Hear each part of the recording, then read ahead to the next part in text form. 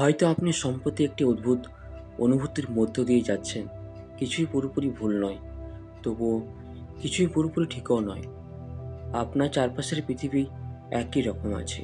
একই মানুষ, একই রাস্তা, একই ঘর, একই দৈনন্দিন জীবন। তবুও ভেতরে কোথাও যেন কিছু বদলে গেছে। একটি নীরব অস্থিরতা, একটি ব্যাখ্যা করা কঠিন শূন্যতা, একটি অদ্ভুত অনুভূতি যেন কিছু একটা শেষ হয়ে যাচ্ছে, অথবা কিছু একটা শুরু হতে চলেছে। আর সবচেয়ে অদ্ভুত বিষয় হলো, আপনি হয়তো এর কারণ জানেন না। আপনি শুধু অনুভব করছেন যেন মাটির গভীরে কিছু নড়ছে, যদিও উপরিভাগ এখনও স্থির। যেন দূরে কোথাও ঝড় তৈরি হচ্ছে, যদিও আকাশ এখনও পরিষ্কার। বেশিরভাগ মানুষ জীবনের বড় পরিবর্তনকে ভুলভাবে কল্পনা করে। তারা ভাবে পরিবর্তন মানে একটি বড় ঘটনা, একটি ঘোষণা, একটি নাটকীয় মুহূর্ত। কিন্তু বাস্তবে জীবনের সবচেয়ে বড় পরিবর্তনগুলো শুরু হয় সম্পূর্ণ নীরবে। এতটাই নীরবে যে মানুষ প্রথমে সেগুলোকে সমস্যা বলে ভুল করে। হয়তো সে কারণেই আপনি ক্লান্ত বোধ করছেন, যদিও যথেষ্ট ঘুমিয়েছেন। হয়তো সে কারণে কিছু সম্পর্ক হঠাৎ অর্থহীন মনে হচ্ছে, যদিও আগে সেগুলো গুরুত্বপূর্ণ ছিল। হয়তো সে কারণে কিছু স্বপ্ন আপনাকে আর আগের মতো উত্তেজিত করে না, যদিও একসময় সেগুলোর জন্য আপনি সব কিছু করতে প্রস্তুত ছিলেন। কারণ পরিবর্তন শুরু হলে প্রথমে পুরনো জিনিসগুলো তাদের শক্তি হারাতে শুরু করে। আর এই পর্যায়টি খুব বিভ্রান্তিকর, কারণ নতুন কিছু এখনও আসেনি, কিন্তু পুরনো কিছু ইতিমধ্যেই দুর্বল হয়ে গেছে।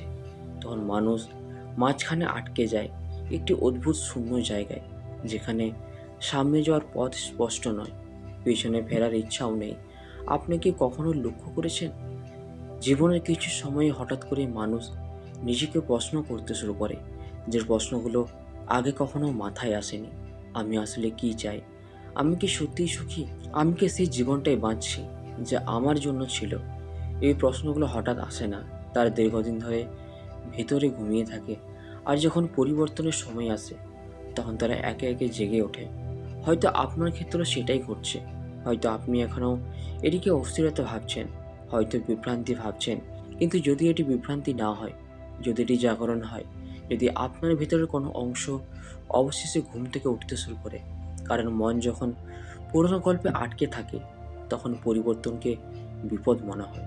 কিন্তু আত্মা অনেক সময় সেই পরিবর্তনকেই মুক্তি হিসেবে দেখে। এবং এখানে সাইকোলজিক্যাল রহস্য শুরু হয়।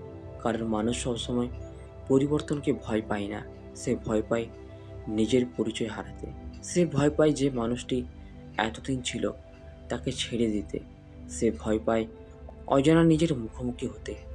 আর তাই অনেক সময় সবচেয়ে বড় পরিবর্তনের লক্ষণগুলোকে সে উপেক্ষা করে। কারণ সেগুলোকে স্বীকার করা মানে পুরনো জীবনের কিছু অংশকে বিদায় জানানো।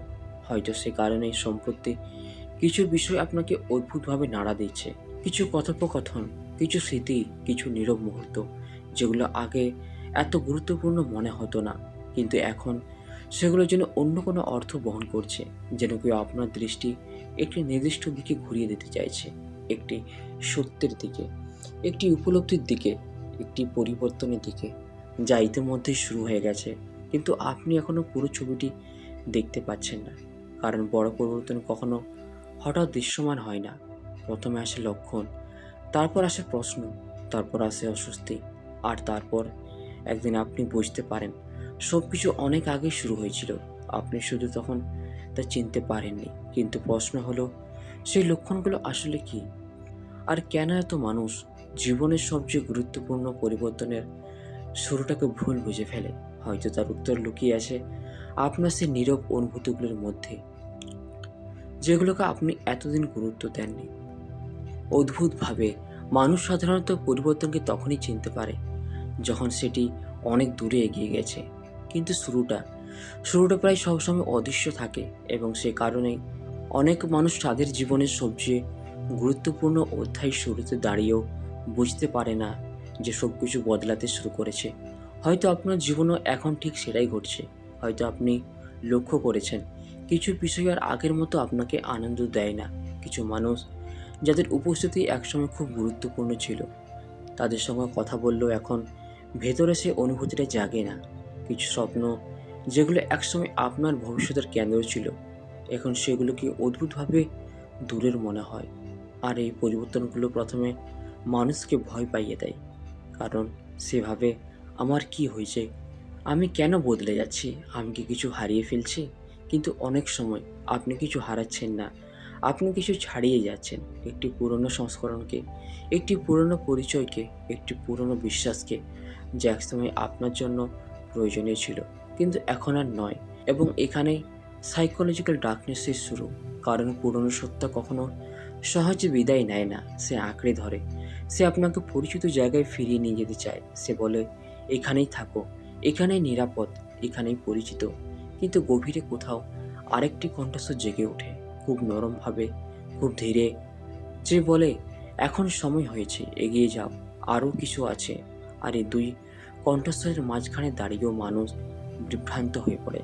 হয়তো সে কারণে সম্প্রতি আপনি নিজেকে অদ্ভুতভাবে একা অনুভব করছেন, মানুষের ভিড়ের মধ্যেও, কথোপকথনের মাঝেও, ব্যস্ত দিনের মধ্যেও, কারণ আপনার ভেতরে একটি পরিবর্তন চলছে, যার ভাষা এখনো বাইরের পৃথিবী বোঝে না। আর হয়তো আপনিও পুরোপুরি বোঝেন না, কিন্তু অনুভব করেন। যেমন দূরে বজ্রপাত হওয়ার আগে বাতাস বদলে যায়, যেমন ঋতু পরিবর্তনের আগে গাছের পাতাগুলো অদ্ভুতভাবে নড়ে ওঠে, তেমনি বড় মানসিক পরিবর্তনের আগেও কিছু লক্ষণ দেখা যায়।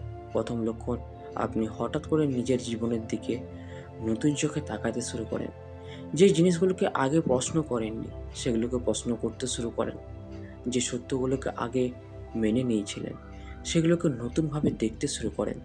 দ্বিতীয় লক্ষণ, আপনি আগের চেয়ে বেশি নীরব হয়ে যায়, সবসময় বাইরে নয়, ভিতরে, কারণ আপনার মন উত্তর খুঁজছে, আর উত্তর খোঁজার সময় মানুষ স্বাভাবিকভাবে নিজের গভীরে নেমে যায়। তৃতীয় লক্ষণ, আপনি কিছু হারানোর ভয় অনুভব করেন, কিছু অদ্ভুতভাবে।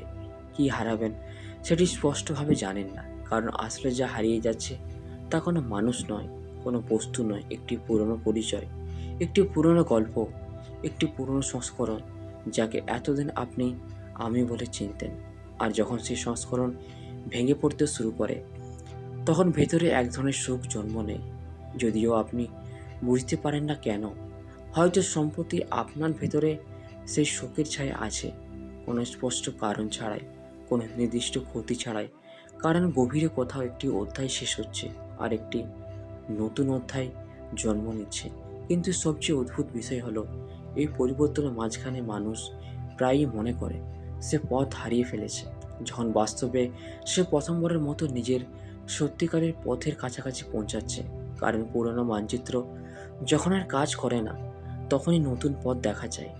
তো বন্ধুরা, ভিডিওটি আমরা এখানেই শেষ করছি। ভিডিওটি যদি আপনাদের ভালো লেগে থাকে তাহলে চ্যানেলটিকে অবশ্যই সাবস্ক্রাইব করবেন। ধন্যবাদ।